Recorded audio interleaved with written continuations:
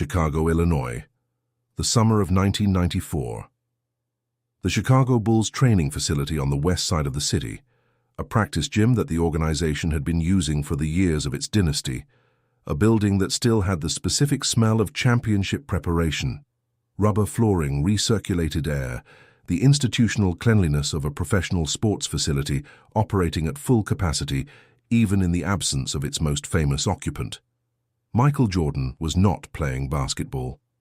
He had retired in October of 1993, 6 weeks after his father's murder, in a North Carolina rest stop in late July, and had spent the past year attempting to play minor league baseball for the Birmingham Barons, an affiliate of the Chicago White Sox, a decision the sports media had processed with the full range of responses available: admiration, skepticism, concern, ridicule, and that Jordan had pursued with the same systematic investment he applied to anything he did competitively. He was in the building this day not as a basketball player, but as a man who had come to say hello to friends, to John Stockton and Karl Malone of the Utah Jazz, who were in town for a game against the Bulls and were using the facility for their morning preparation. Bryon Russell was 23 years old. He had been in the league for 1 year, drafted 45th overall in the 1993 draft by the Utah Jazz, a player from Long Beach State who had made his roster on the basis of defensive energy and the specific competitive willingness that coaches at the professional level identify in the first training camp and do not forget. He stood 6 feet and 7 inches and weighed 220 pounds, and had spent his first year in the league learning the Jazz's defensive system under Jerry Sloan's instruction, learning how to guard the opposing team's best offensive player, learning that the value he brought to the franchise was constructed primarily in the moments that did not appear on any scoring summary. The deflections, the positioning, the willingness to take the hardest assignment the game could produce and treat it as a personal statement. He had not yet guarded Michael Jordan in an NBA game. Jordan had retired before Russell's first season began. He had never faced the person who, across the decade before Russell arrived in the league, had been the most difficult offensive assignment in professional basketball.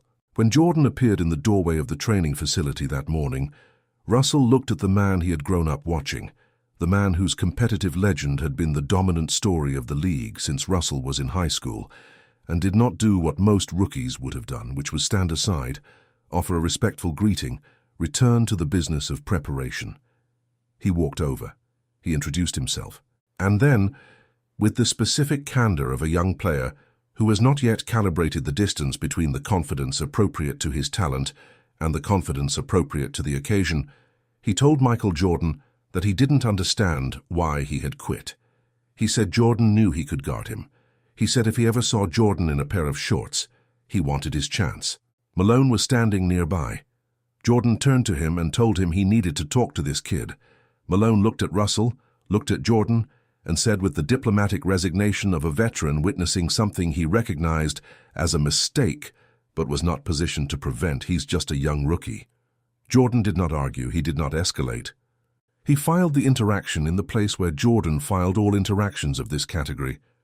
The specific register he maintained across his competitive career for every slight, every dismissal, every public expression of the belief that he could not do what he was about to do, and he left the building. From that point on, in Jordan's accounting, Bryon Russell was on the list. The thing Jordan noted and would articulate years later was not that Russell had offended him, but that Russell had revealed himself. The trash talk was not the primary information. The primary information was the physics. Russell played on the front of his toes. This was the observation that Jordan extracted from the exchange and filed alongside the roster entry, not the commentary on Jordan's intensity or his retirement, but the specific structural fact about how Russell's weight was distributed when he defended, which determined everything about how a head-and-shoulder fake would function against him, which determined how he could be moved and where the ball would go after he was moved, which was the only information that Jordan's competitive architecture needed to convert an insult into a game plan.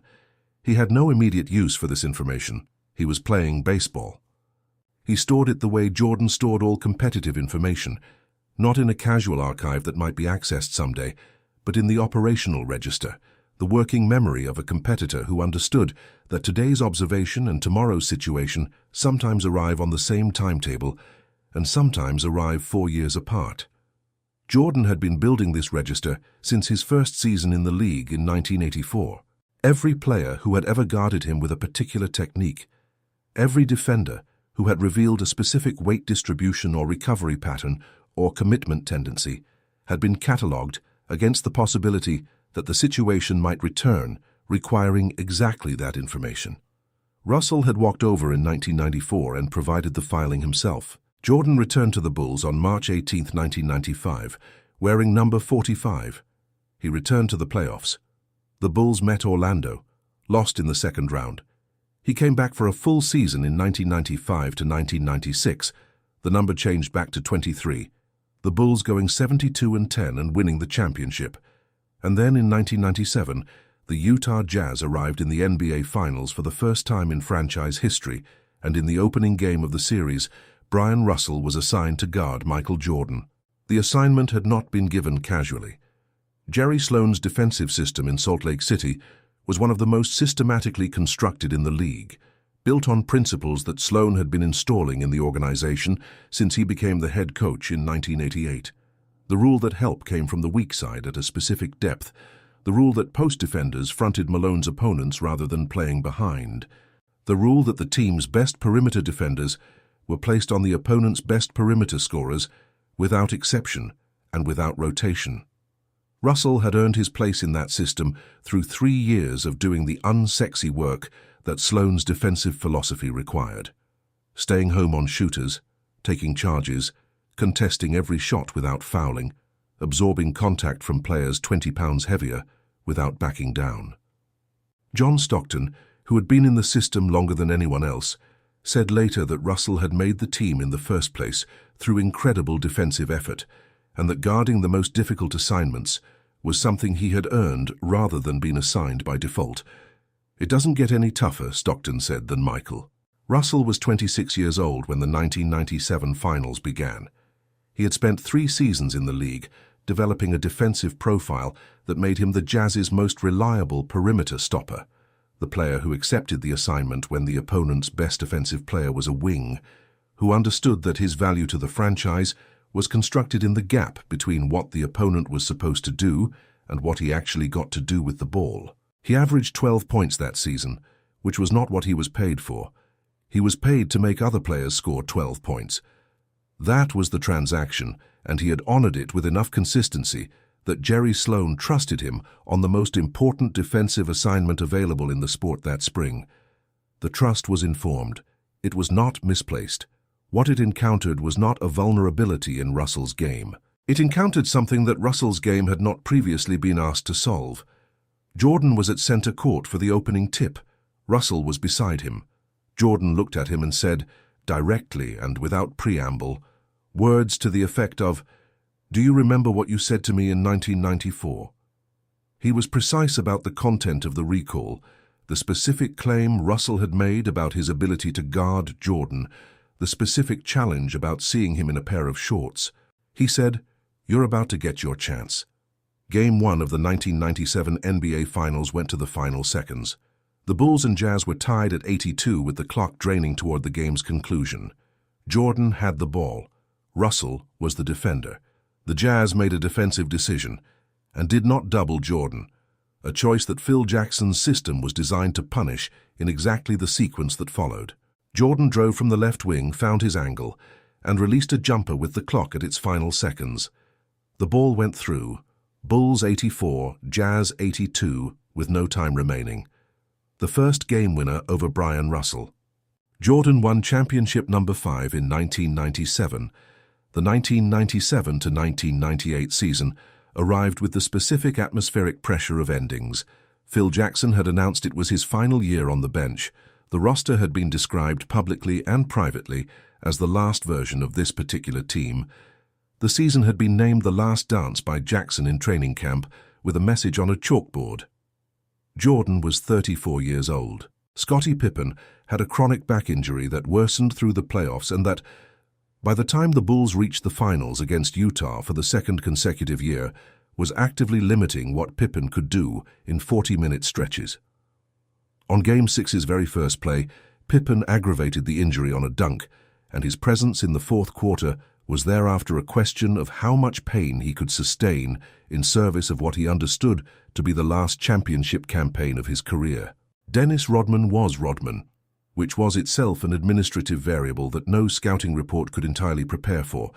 A man who led the league in rebounding for the 7th consecutive season and whose value to the team's construction could not be understated, but whose behavior outside the lines of a basketball floor produced the specific management overhead that Phil Jackson had been absorbing since 1995, with the systematic patience of a person who has decided that the dividend is worth the overhead.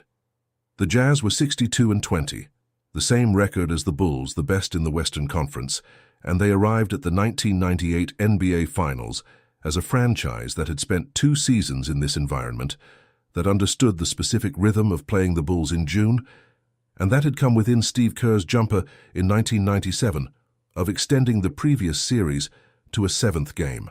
The Jazz had also spent the year studying how that Kerr jumper had happened. The specific sequence that ended the 1997 Finals, Jordan with the ball in the final seconds, Utah doubling him with Stockton, Stockton's original assignment, Kerr slipping free for the pass Jordan found, Kerr converting, had been analyzed and built into the defensive adjustments Utah brought into the rematch.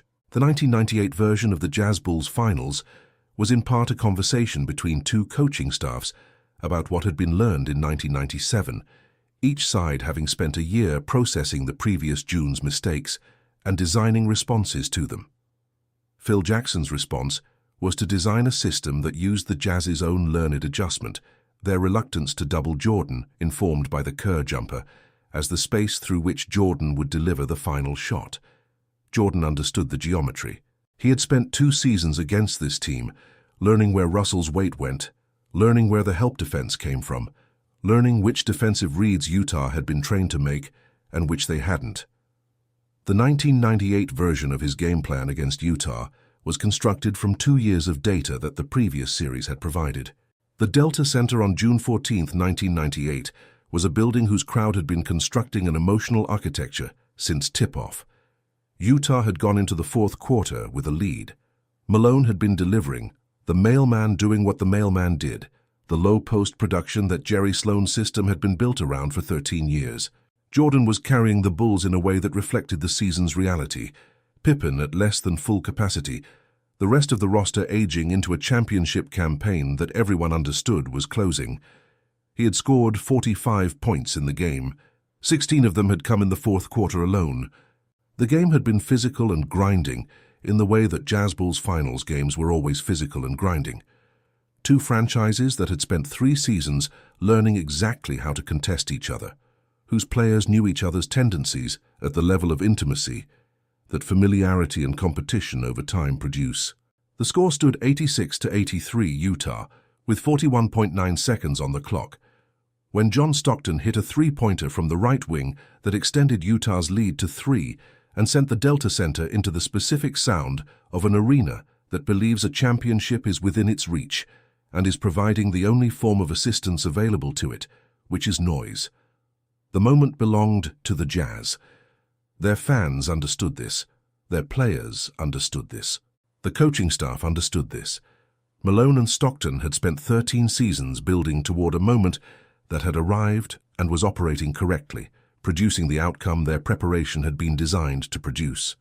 Before Game 6 had even started, the Jazz had played serious in the Alan Parsons Project introduction that the Bulls used at the United Center as Jordan and his teammates were being announced. The gesture was intended to unsettle, to colonize the familiar with a hostile version of it, to put Jordan inside a sound he associated with home on a floor 4 states away. Jordan had scored 45 points in response. Trolling Michael Jordan with his own introduction music in a finals game was exactly the kind of addition to the list that Jordan's accounting system received without visible reaction and processed into production. Phil Jackson called timeout. He gathered his team at the bench and said, "We have a 2-for-1 situation. If we stop them and score twice, we win."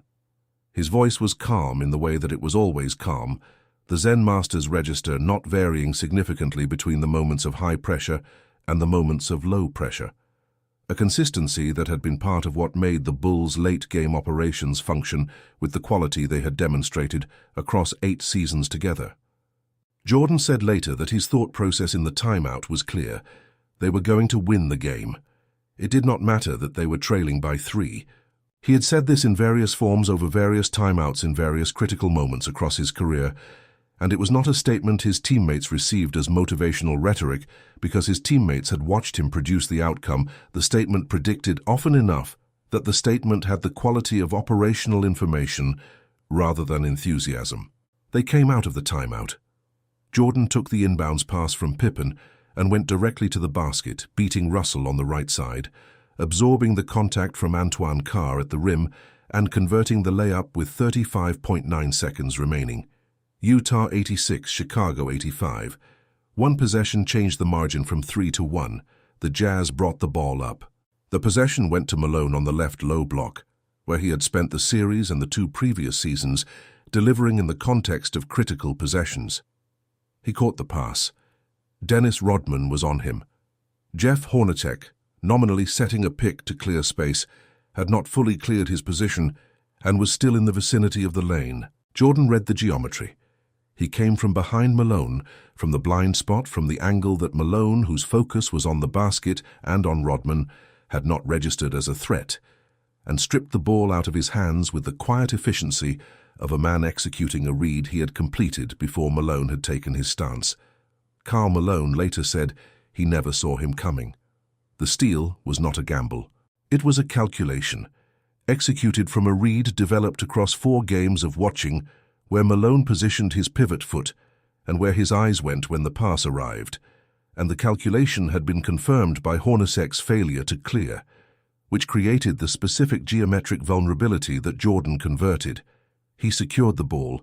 He dribbled toward the other end. 10 seconds on the clock. Utah 86, Chicago 85. Jordan against Brian Russell 1-on-1, with the championship available in the distance between them. The Delta Center was producing the sound of an arena that is watching its championship approach and then recede and is attempting by volume to arrest the recession. The crowd understood the steal's implications as it happened. The noise changed quality, not louder necessarily, but differently organized, the sound of collective uncertainty rather than collective confidence, the specific sound that comes when the thing you have been expecting is no longer arriving on the timeline you arranged. Russell was in front of Jordan with 10 seconds remaining.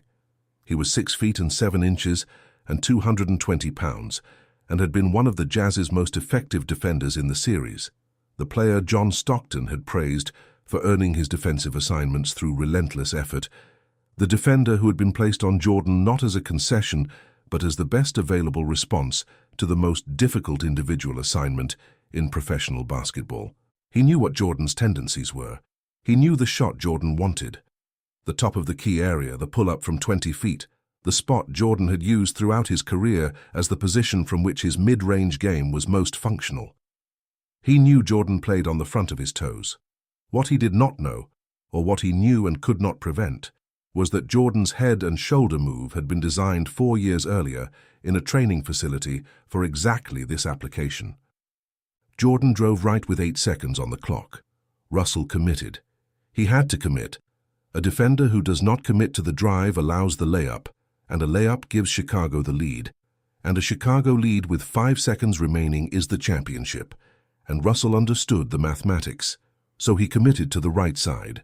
Jordan's right shoulder dropped, the weight transferred, and Russell's body went with it.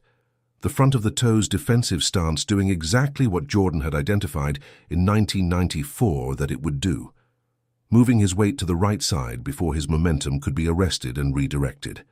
Jordan had already stopped. He was stepping back to his left, the ball coming up from his hip to his shooting pocket, his feet finding the platform at the top of the key, his right hand and forearm making contact with Russell's hip as his body moved through the space. Russell's forward momentum was no longer occupying. 5.2 seconds on the clock. Jordan elevated.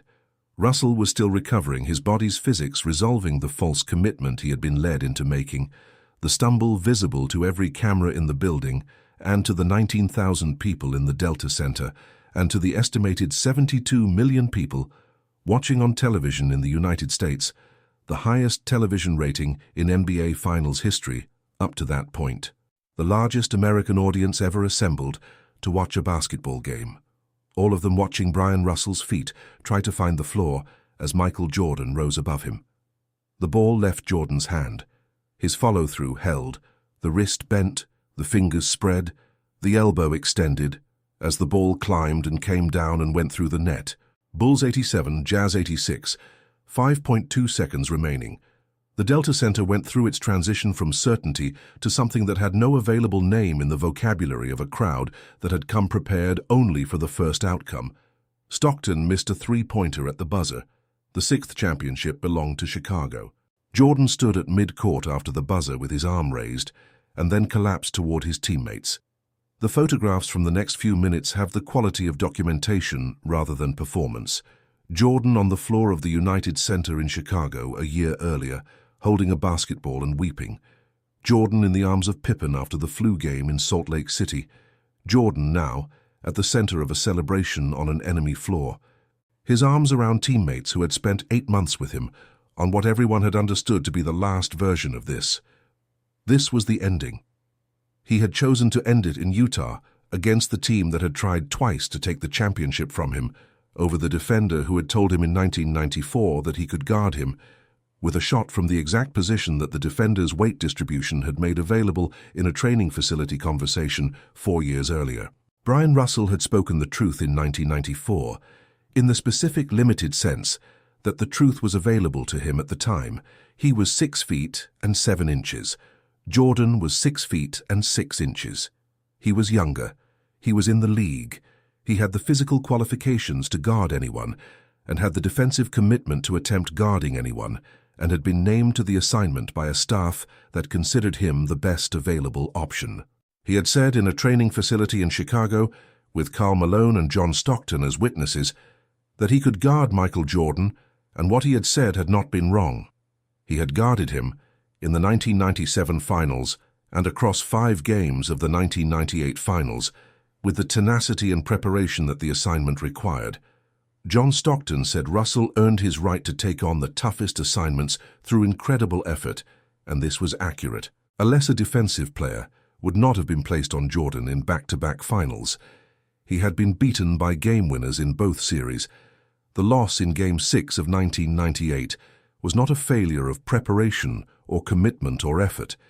It was the result of a specific geometric calculation that Jordan had assembled from 4 years of stored information and delivered at the moment when the championship depended on whether the calculation was correct.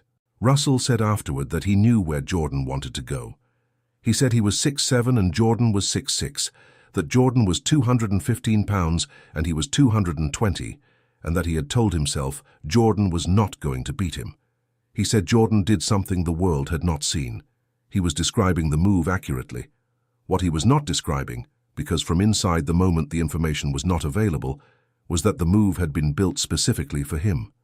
The head and shoulder fake going right, the weight transfer that his defensive stance was structurally vulnerable to, the retreat to the left that the planted toes could not arrest in time.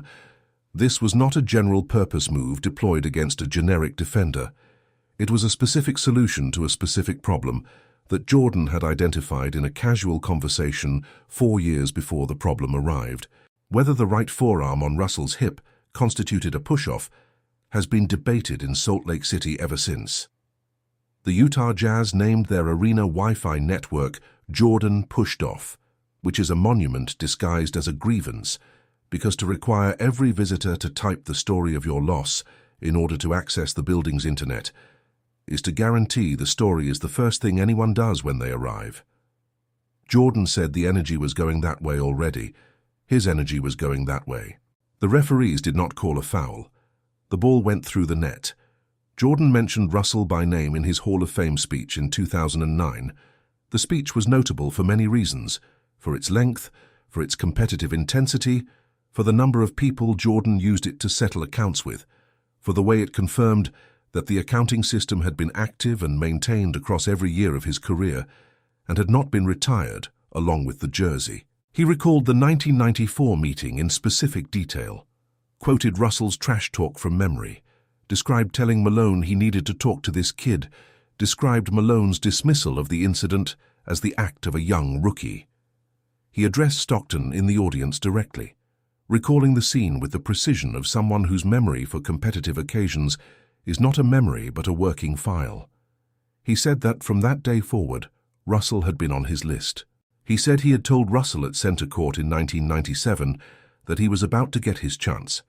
He said with the specific understatement of a man who has allowed the record to speak the primary language, he had his chance. He did not say I won. He did not say he had been wrong. He said Russell had his chance and let the two finals, the two game winners, and the championship number on the scoreboard do the documentation.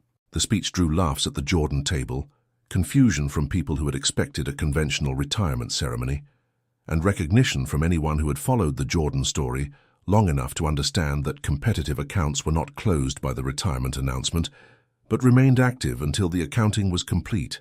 The Wi-Fi network at the Delta Center Arena that replaced the building where the 1998 finals was played is named Jordan Pushed Off. This is both a declaration of grievance and an unintentional monument, because to name your building's network after the moment that cost you the championship is to make sure that moment is the first thing anyone who visits the building has to encounter, to guarantee that the story Jordan chose to tell about Bryon Russell's chance is the story that visitors recite every time they ask for the password. The Jazz wanted the push-off to be the story. The push-off is the story. And the story is that Jordan pushed off on his way to making the shot, and the shot went in, and the championship belongs to Chicago, and none of the geometry of what happened in between changes any of those three facts. Stockton missed the three-pointer. Jordan held his follow-through. The scoreboard read 87-86. What the story of Bryon Russell and Michael Jordan carries beyond the sport is not a lesson about trash talk as motivational input. Though it is that, it is not a lesson about the folly of speaking carelessly to competitors who operate Jordan's specific accounting system, though it is that too. It is something more precise about the relationship between information and time. Russell's statement in 1994 contained information about his defensive weight distribution, about where his toes were, about the physical architecture of his defensive stance, that he did not know he was providing. Jordan received it, catalogued it, and stored it in the place where he stored everything that would eventually be useful. 4 years later, with the championship on the line in the building where Russell played, with the largest television audience in finals history watching, Jordan withdrew the receipt, assembled the information into a 10-second sequence, and delivered the result at 5.2 seconds on the clock. The defender felt it. The world watched. The shot went in. The conversation you have today may be the blueprint for a game you don't know is coming. The competitors who understand this are always already building.